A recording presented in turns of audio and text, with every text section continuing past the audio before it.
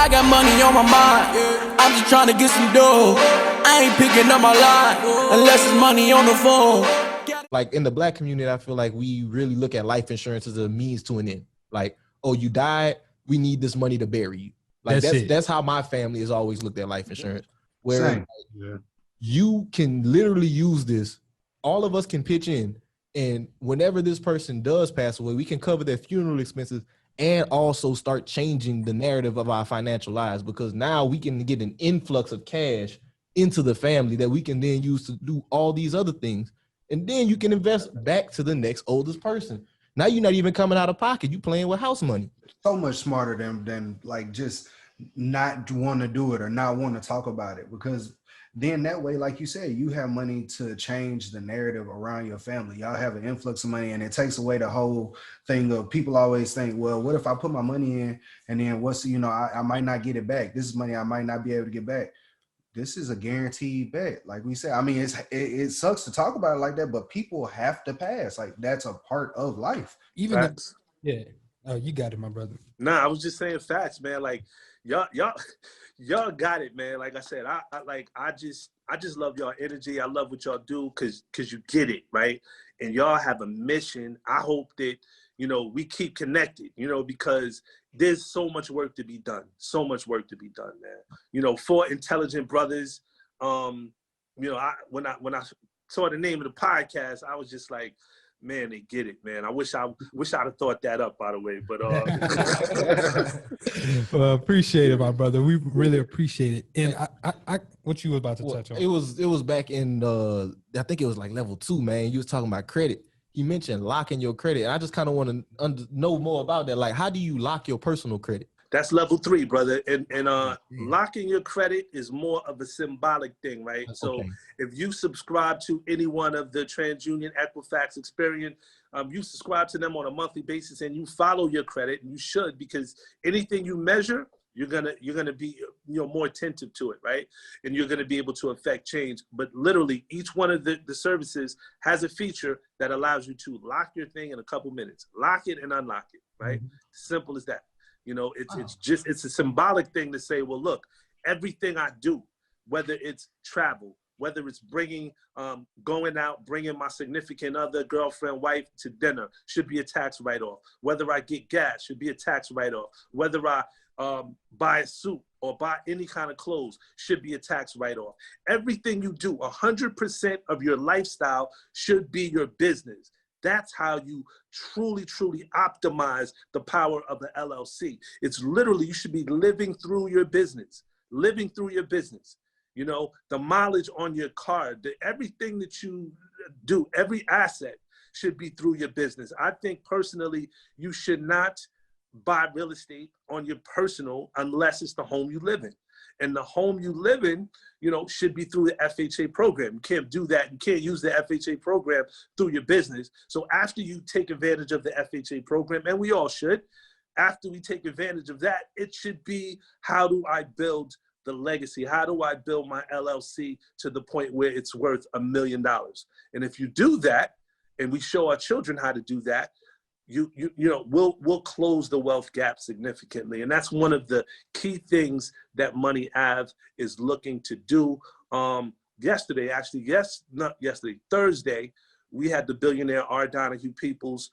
I had him come in and talk to my Morehouse class. He has a fund, $500 million. This fund is out there, and we're going to be working with him, conjunction with him, to create more Black real estate developers. That's how we really impact our communities, right? If we're building them, if we're making them, if we're creating the pipelines, that's how we really affect and change the demographics. Because once you have the wealth, you have the power, you have the voice, you have the ability to really affect politics at its core on the local level. That's really where you need to engage, affect politics on the local level. There was one more thing you spoke about that was really important, and it was level 6. And you spoke about estate planning.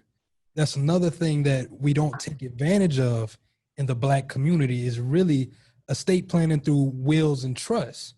because a lot of us don't even understand what the hell a will and trust is. We don't even have life insurance. We can't even make it to that level. So I just would like for you to kind of just break down as simple as you can what a will and trust is and how it works, how it helps you protect your wealth. Right. So the will is basically a document that basically, when you're gone, says this is my my asset, my estate, and this is how I would like it to be apportioned. Right.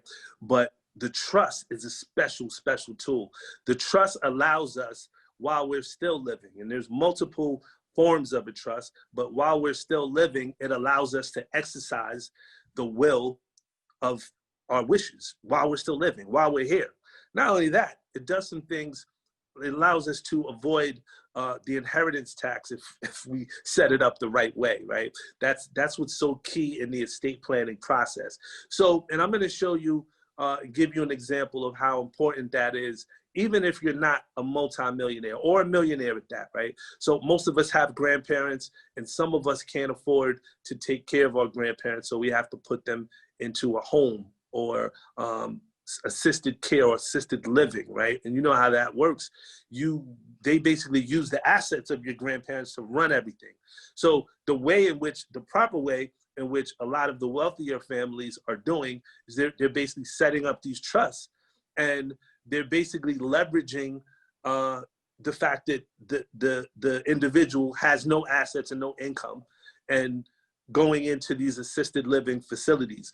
The trust is one of the key ways in which they're able to do that. Without that mechanism, it really wouldn't happen. So I put a lot of emphasis on that, and it's important that we understand that's part of just financial literacy, right? Mm-hmm. So it's like the more financially literate you are, the better financial decisions you'll make. So once we talk about that extensively, is going to be educational series on trust. We talk about that extensively at level 6. I do want to piggyback off that really fast. Like I want everybody to please check out what he's saying and look into like wills and trusts, because even if you don't think that you have something to pass down, or you think that you already just have something, like the example that I'm thinking about, Vice did a segment, and it's called How Property Law is Used to Appropriate Black Land. And there was a family in Louisiana, and they lost 400 and something acres because of the fact that they didn't have a will or trust, and the land got passed down as heirs property. And you can look into that too. But like, with that being said, like, you can lose so much by not designating who these different assets need to go to, how they need to be managed. People talk about, like, if you look into the stats for how many people lose generational wealth by the second or third generation, it's crazy. Like, you need these to take care of the assets that you're gonna build. It makes the whole purpose. No, it's perfect, because like a lot of times, especially with that documentary you're talking about on Vice, what was happening is you had people just come in and bid for somebody that didn't really care about the land that they were getting passed down to. And so let's say you have 4 brothers that get passed down some acres of land, and one of them really don't care for the land, and they sell their piece of it. Now that person that sold it, that has now bought the land, has the ability to take over everything.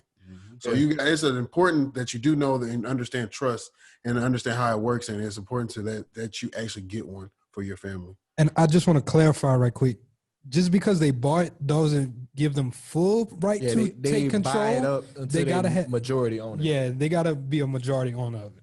Donahue, man, it was another one too. I was on your website, Money Ass website. It was something that really stood out to me. I think it's along the lines of the business credit you were talking about. The offering of quick capital. Could you hop into the quick capital a little bit for us? It said you could get from $10,000 to $150,000 of unsecured financing. What does that mean? Right. Well, number one thing that we want to do at Money Ave is we want to go after predatory lenders that are in our community, because we feel that they're a blockage to wealth staying or dollars staying in our community.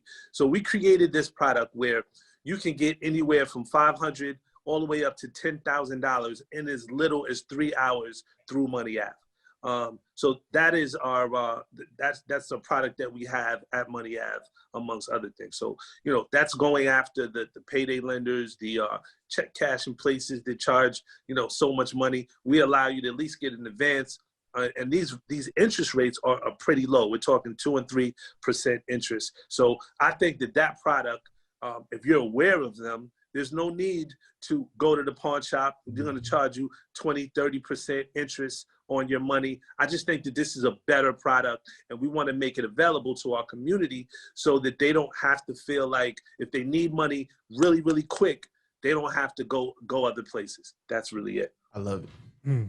And I like how you saw what was going on, and you was just like, you know what, we need to put a stop to this shit and like just step in really and truly. Sure. Now I kind of want to go back to your real estate journey, my brother. Can we talk about that first property that you purchased and kind of just go like, what did that deal look like? Was that a multifamily property? Yeah, my first property was just literally duplex, right? So I bought a duplex in Atlanta.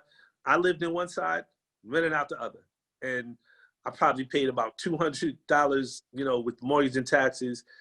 Which at the time I was working, I had a good job. So, that $200 living expenses, I'm golden, But I once that happened, I realized that this is a way to really, really build wealth. And like I said earlier, I just set out to kind of increase the number of units every single year. And over the course of about 10, 12 years or so, I built this massive portfolio of over 500 units. But it started with that duplex. So, we started with 2 family, then we did a 4 family, then I did a 6 family, then I started doing bigger and bigger units to the point where I'm, buying big apartment complexes now, because, if you keep wanting to up your unit count, you gotta go big. So that's kind of like, and that's the space that I'm in right now. Like we're doing, like earlier this year, I purchased a 100-unit apartment complex. But right now working on a 400-unit apartment complex out here in New Jersey. And another source is going to be, it's a ground up development, right? So now instead of just buying and rehabbing, I am actually building development ground up, like really impacting a whole city. So I have to work with the municipalities. I have to understand what the RABs are. I have to understand how to raise money, either through bonds or, work with the city in terms of, creating a pilot tax, various different levels of it's just various levels of interaction and engagement now. So so it's changed along the way from just the duplex to now I'm actually building stuff from ground up. The reason why I wanted to go back to the real estate is because a lot of times people see success, they see you doing these great things, but with everything, failure is going to be there. Were there any deals that you came across or that you done that you was like, man, this one might be the one, but it taught you something and it was able to bring you to that next level? Yeah, I'll say one of my first affordable housing deal, right? So I am not, at the time I purchased it, I'm an affordable housing expert now, right? But I didn't understand the affordable housing landscape, dealing with HUD, dealing with New Jersey Housing Mortgage and Finance, so many different rules. There's lots of things that you have to know in order to kind of jump into affordable housing, right? So I would say that there's a learning curve.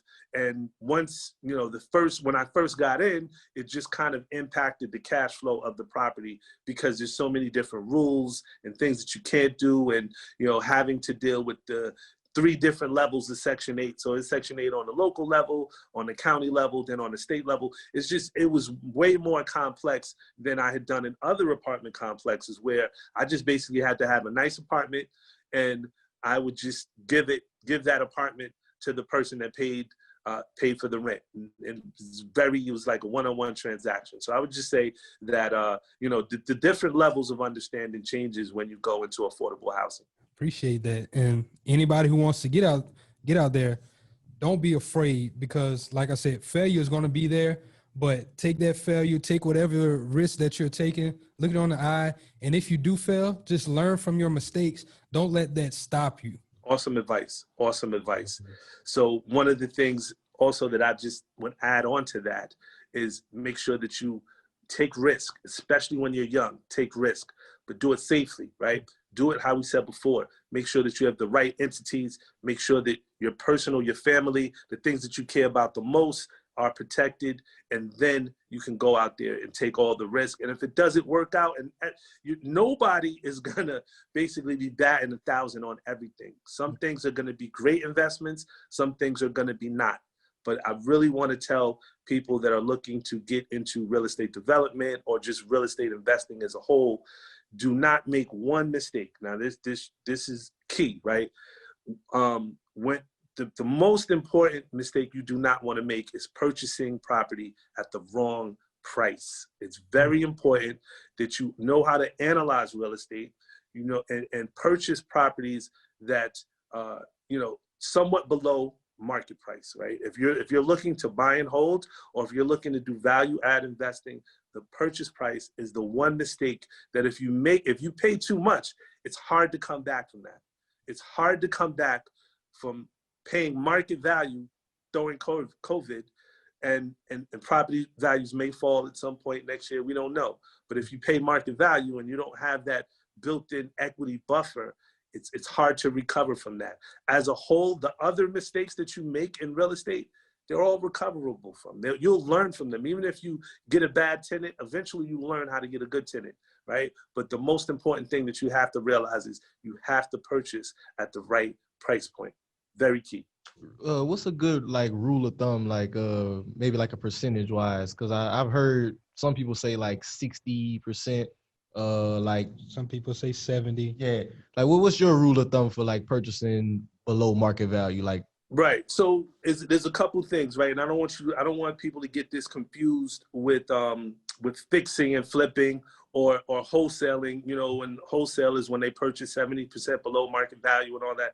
This is buy and hold real estate, right? And what I want people to focus on is less than the percentage, right? More so that you do not want to put yourself in a position where the only way you're getting money is through appreciation or speculation, right? You want to put yourself in a position where the day you close, you're making money every single month. You want to make sure that you have enough equity in that it cash flows and you're in the black on day one, right? So it's not so much the percentage, it is doing a thorough analysis. And that's what I teach my students, how to spot, how to analyze, and eventually fund these deals, these apartment complex deals. So the thing to focus on is that the cash flow, the NOI, right? That's really where you want to focus on, the net operating income. How much money am I putting in my pocket, right? That's the key metric that you want to look at, what you're making, and you don't want to be in a situation where you're buying properties and you're expecting the land values or the property values to go up and then you'll make money. That's never guaranteed. That's called speculation. And I don't advise that. And, you know, I mean, if property values go up, great, but you don't want to depend on that. It wants to be kind of like an afterthought. You know, it's just the icing on the cake situation. And if anybody wanted to become a student, how do they go about doing that? Where would they sign up? You know what? I have I got 20 students that I'm mentoring right now, and I really take it serious. I'm also teaching. I'm a professor at Morehouse, so I have that. So I spend a lot of time trying to teach young people and help them navigate through this process. So right now, I'm not accepting any more new students, but maybe next year, you know, I may do another mentor program again. But literally is what we do. We have some students that are doing some incredible things. I got a student that's working on a 200-unit apartment complex. I got another student that is, you know, building some multifamily housing. So these are people that are out here doing it in the real world. And what I do is I lend not only just the encouragement and support and showing them how to analyze, how to spot these opportunities, but also I bring the full force of Money Avenue and we provide funding for their deals. We have a $3 million line of credit that we lend to our students. If they find deals that they need money to get across the finish line on them, you know, that money is there for them. So, you know, that's one of the unique things that I'm able to do, because I was able to build up my business credit, where literally I have an LLC that got a $3 million line of credit. So in order to use it, I need more deals. So the students are out there doing things, and I basically lend that line of credit to the students so that they could basically put in their portfolio and build wealth for them and their families.